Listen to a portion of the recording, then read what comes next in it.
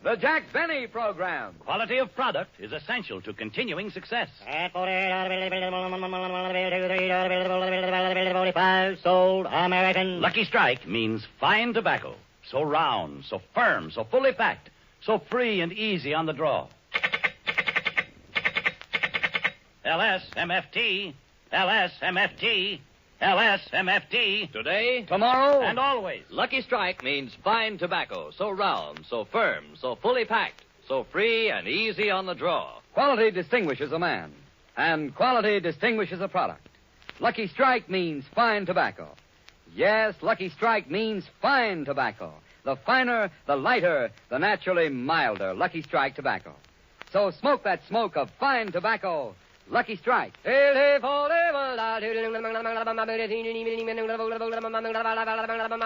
American.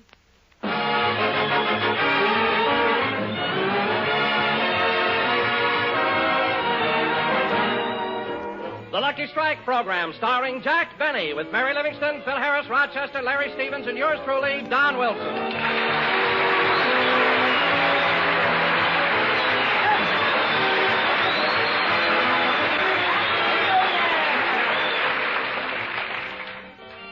And now, ladies and gentlemen, this is New Year's Eve. Yes, New Year's Eve. The one time in the year when everybody should let their hair down. Yes, sir. Jackie said let it down, not take it off. Oh, pardon me. Continue, Don. So, in keeping with the spirit of New Year's Eve, I bring you a man who will get up at midnight, hang up his calendar, refill his hot water bottle, get back in bed again. Here he is, Jack Benny.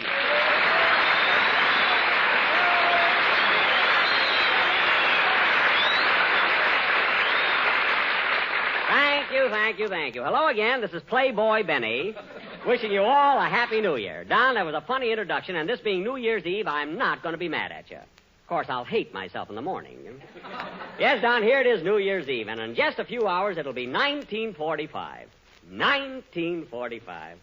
Gosh, what I wouldn't give to be 19 again. What you wouldn't give to be 45 again. Mary, that's an easy joke if I ever heard one. But this is New Year's Eve. But then I'm not going to be mad at you, you know? Thanks, Cookie. You're welcome, Poopsie.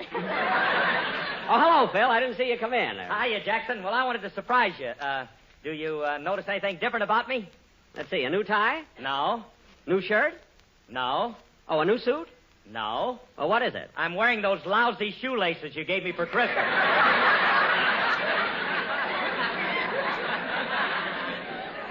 Phil, that is not the proper spirit, you know. Well, Jack, I hate to bring this up, but you didn't think of me. You didn't give me anything for Christmas. Oh, yes, Don, I ordered a nice gift for you, but it didn't get here yet.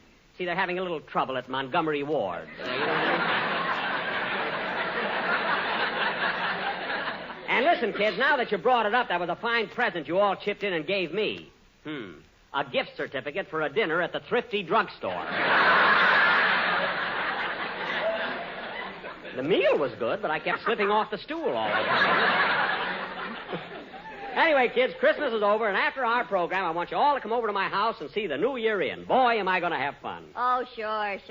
What do you mean, oh, sure? You'll have fun, all right. You'll drink 3 bottles of Coca-Cola, 2 7-Ups, and 1 Dr. Pepper. Then 10 minutes later, you'll put on a lady's hat and holler, yippee! What? Then you'll have 2 fingers of Dad's old-fashioned root beer, and Rochester will have to carry you up to bed. What are you kids talking about? You're the only one I ever saw that drinks champagne out of a spoon. Now, listen, kids, I may be that way all year, but when it comes to New... Oh, hello, Larry. Hello, Mr. Benny. Happy New Year. Same to you. I'm glad you got here, kid. It's time for your song. Okay, but can I tell you about my New Year's resolution first? Sure, kid. What is it? Well, I made a resolution never to ask you for a raise unless you gave it to me voluntarily. Well. Whatever made you think of that? It's on page 84 of his contract. It is not. Anybody that works for me can ask for a raise any time they want to. I can't help it if the government froze salaries. You know, you're not a bad little refrigerator yourself.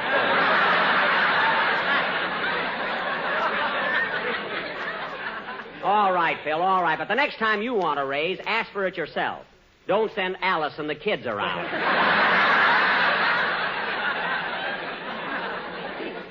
And where did they get those ragged old clothes?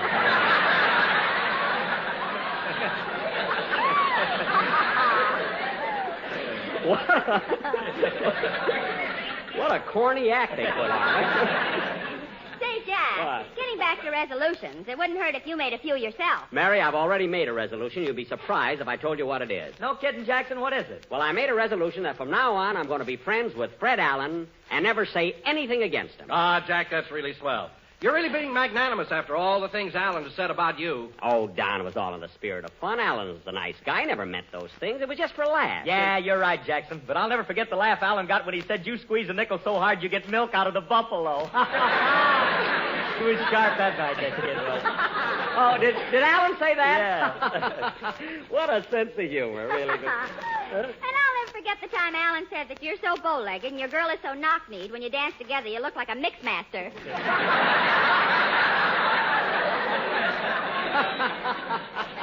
What a sense of humor he used to have. What do you mean, used to have? Well, that guy's mentality is so low, he has to lie down to think. Jack, your resolution. And with those bags under his eyes, his face looks like an old pair of pants with the pockets inside out. Jack, your resolution. I've still got till 12 o'clock. Think, kid, will I think of some more? I hope I get some beauties before midnight, believe me.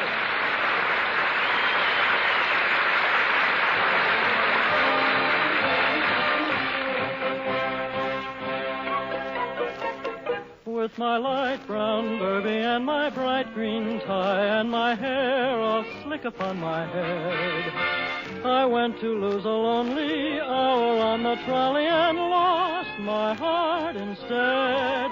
With her high starched collar and her light brown hair, she had such a gay and winsome air. I started to yen, so I counted to 10, then I counted to 10 again. Clang, clang, clang went the trolley. Ding, ding, ding went the bell. Zing, zing, zing went my heartstrings. For the moment I saw her, I fell. Chug, chug, chug went the motor. Bump, bump, bump went the brake. Thump, thump, thump went my heartstrings. When she smiled, I could feel the car shake. I tipped my hat and took a seat. I said I hoped I hadn't stepped upon her feet. I asked her name, then lost my breath. She looked so lovely that it scared me half to death. Buzz, buzz, buzz went the buzzer. Plop, plop, plop went the wheel. Stop, stop, stop went my heartstrings. As she started to leave, I took hold of her sleeve with my hand. And as if it were planned, she stayed on with me, and it was grand just to stand with her hand holding mine.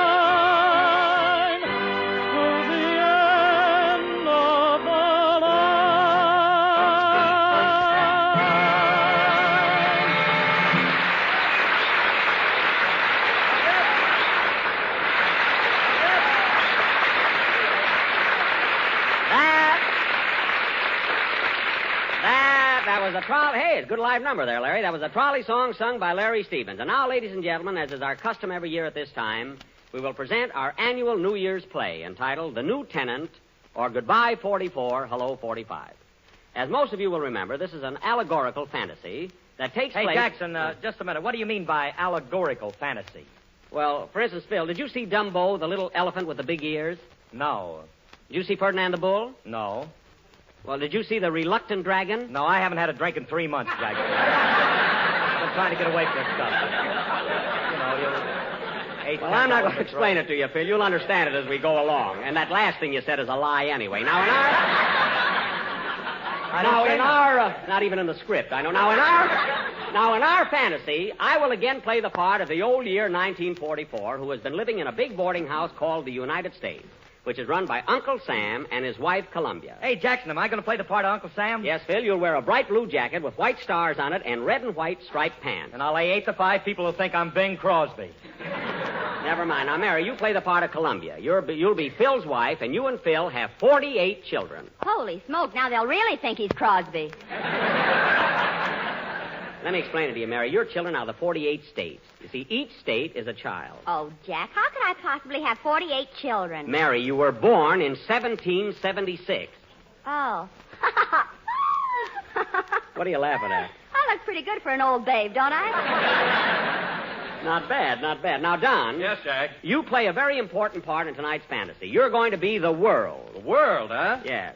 And loosen your belt, Don. Your equator is strangling South America.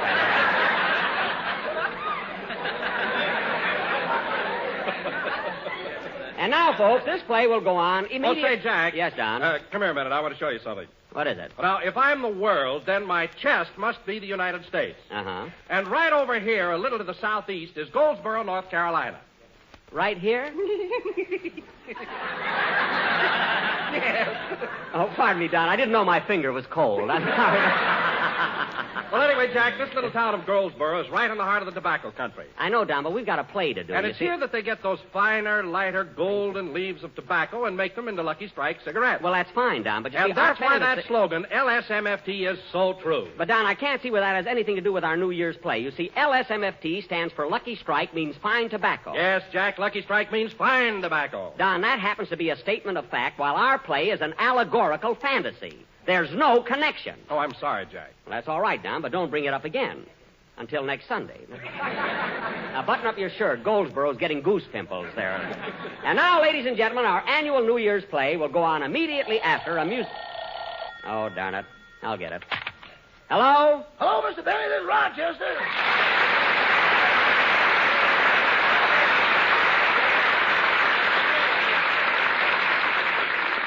Oh, hello, Rochester. What is it? You can bring your guests over any time you want. I just finished making the punch. The punch? That's good. But, boss, I lost your recipe, so I used mine. What's your recipe? Simple and direct. First, you put in a gallon of grape juice, then you start pouring in the gin. How much gin? Till you can't taste the grape juice.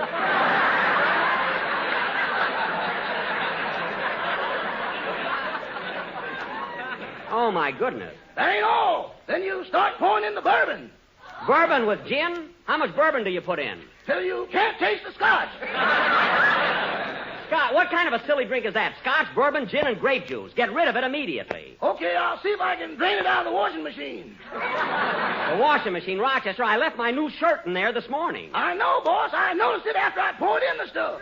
Well, for heaven's sake, take my shirt out. It's too late now. There's nothing left but the buttons.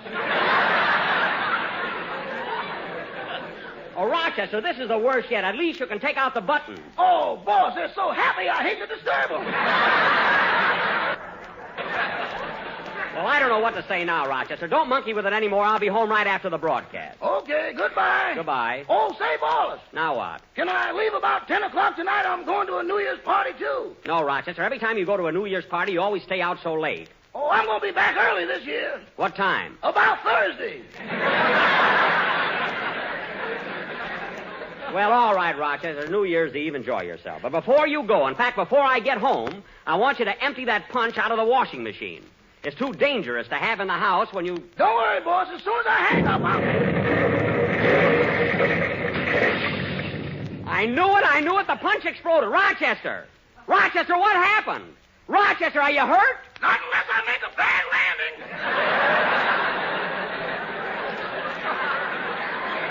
A bad landing. Rochester, where's the punch bowl? I don't know, but I'm over the Rose Bowl. Oh, well, play, Phil. He'll be back after the game.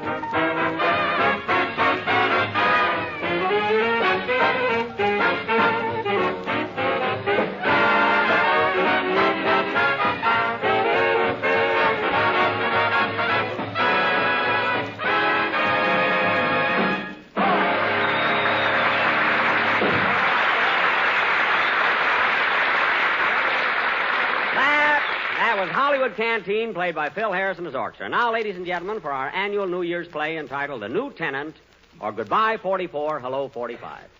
As the curtain rises, it is almost midnight of December 31st, and old man 1944 is packing his bags and ready to make his exit. Curtain music.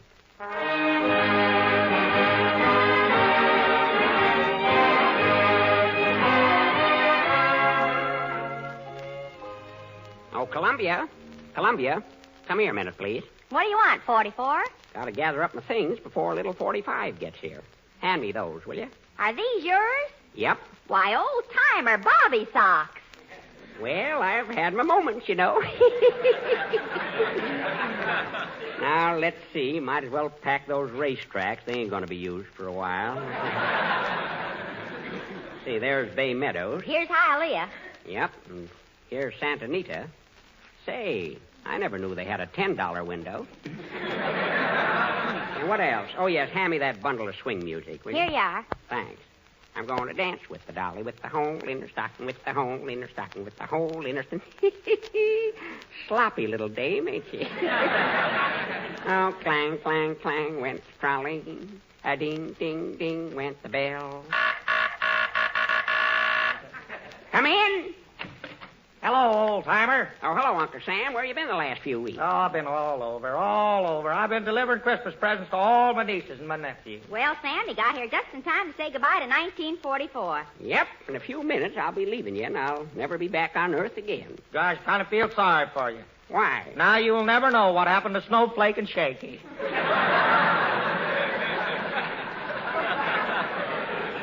That's right. Say, Sam, I was looking for you yesterday. Where were you? Well, I ran up the West Coast. I wanted to ask Henry Kaiser what's cooking. Uh-huh. And between what's and cooking, he launched 3 ships. Well, you're getting the ship, Sam. Just get the men to sail them. You're all set. Well, I better finish my packing. Let's see. Maybe I ought to take along some of these moving pictures. You want to take Going My Way? Everybody's seen it. No, I better leave that. I want little 1945 to see it. With all the problems he's going to have, that picture will do him a lot of good. Well, how about taking Jack Benny's new picture? No, that's going to be one of his problems.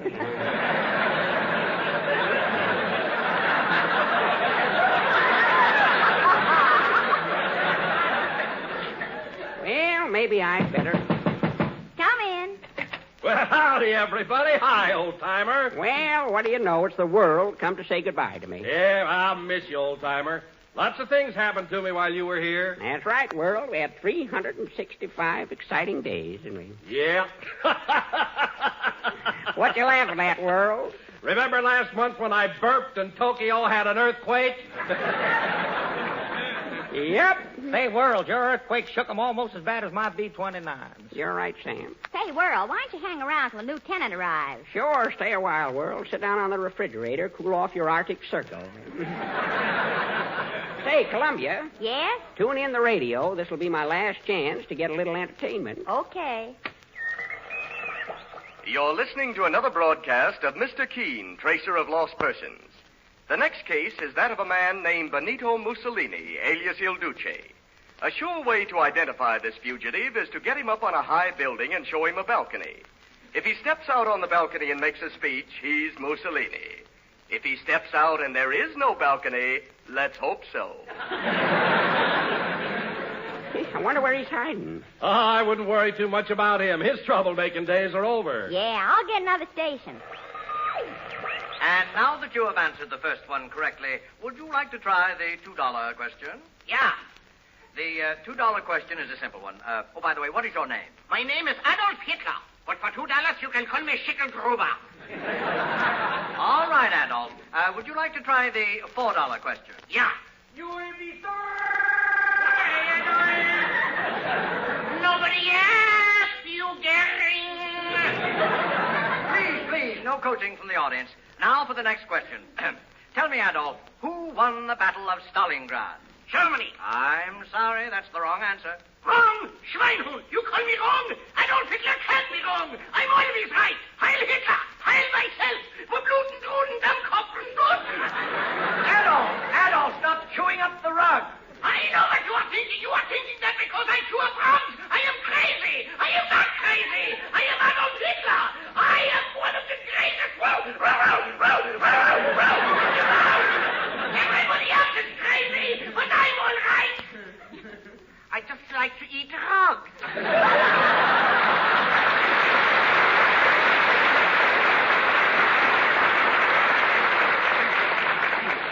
Get another station, Columbia. Schickelgruber seems to have lost control of himself. Okay, old-timer. And now, Mr. Anthony, we have the case of Mr. H. All right. Will Mr. H step up to the microphone? Your name, please. My name is Hirohito. I live in Imperial Paras, which is located in what is left of Tokyo. And you have a problem? Yes, Mr. Anthony. I went into partnership with a German in a war. First, we was winning. Now we are losing. Almost every day, the big 29 fly over Tokyo. And now I wish I had never listened to that German, that no good son. No names, please. Now get on with your problem. Well, my problem is this. If I have the world's greatest army, and the world's greatest air force, and the world's greatest navy, then please tell me, Mr. Anthony. Yes? Why in the name of Nagasaki am I getting the sukiyaki knocked out of me? I'll tell you why, Hirohito. Because you and your whole gang are a bunch of dirty, no good... No names, please. No names. Yes, Hirohito, you have a problem. But it's of your own making, and I cannot, nor would I, give you any advice, any consolation, or any hope for the future. And if you'll excuse the expression, scram, bum! That's telling him. Turn it off, Columbia. Shut it off. Doggone, look at that clock. Just got my duds together in time. That's the first stroke of 12. Wonder what's keeping the new tenant. Don't worry, he'll show up. He always does. Say, here's a tip for you, Sam. You worked hard during the time I was here, and you did a good job.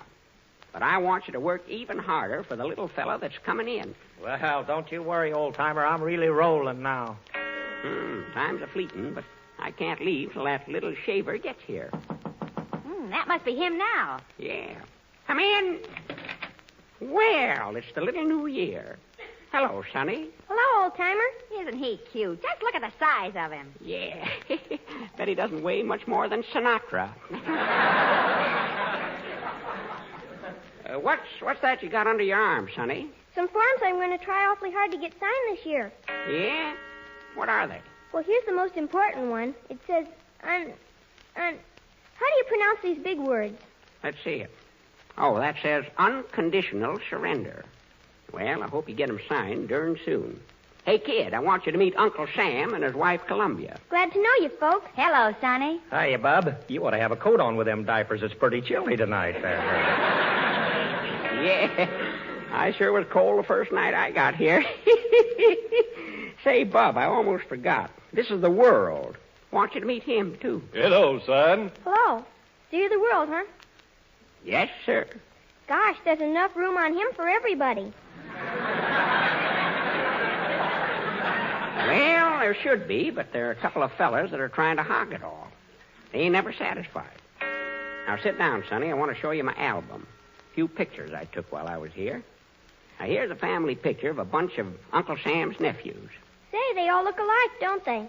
Well, they do in those uniforms, but let me tell you something, Sonny. They're doing a great job, and you can be proud of each and every one of them. What are their names? Well, I don't know them all, but there's a fella named Jones. Here's another one here, O'Reilly. There's a kid called Spinelli.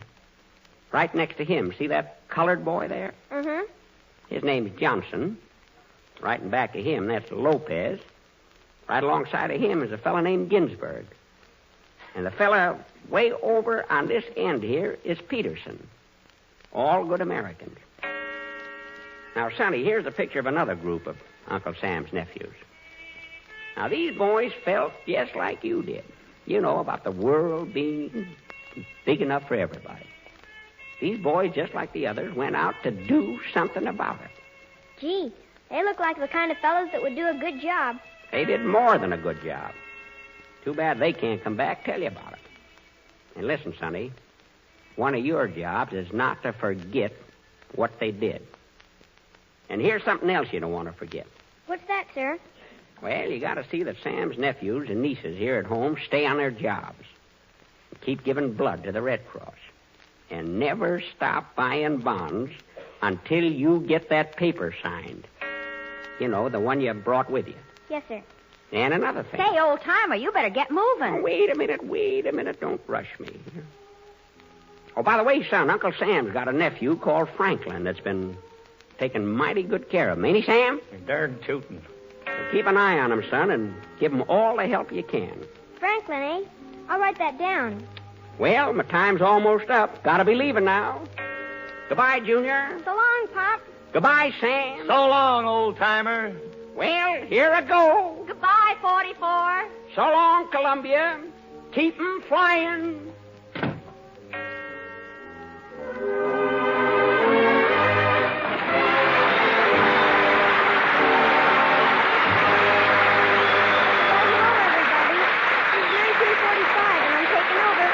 You're all glad to see me.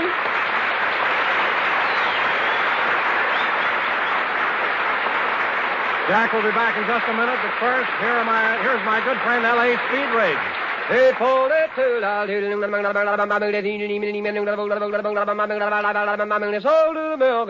It takes fine tobacco to make a fine cigarette, and the tobacco used in Lucky Strike cigarettes is fine tobacco. Witness independent tobacco experts.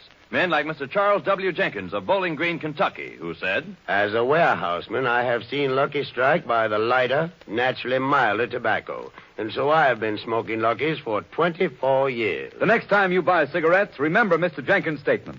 Lucky Strike means fine tobacco. So round, so firm, so fully packed. So free and easy on the draw. The famous tobacco auctioneers heard on tonight's program are Mr. F.E. Boone of Lexington, Kentucky. At $45, sold American. And Mr. L.A. Speed Riggs of Goldsboro, North Carolina. Basil Rysdale speaking for Lucky Strike. LSMFT, LSMFT, LSMFT. Yes, sir. Right you are. Lucky Strike means fine tobacco. So smoke that smoke of fine tobacco, Lucky Strike.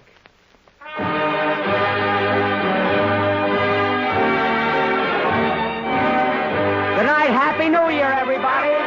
Happy New Year. Happy New Year. This is the National Broadcasting Company. KFI, Los Angeles.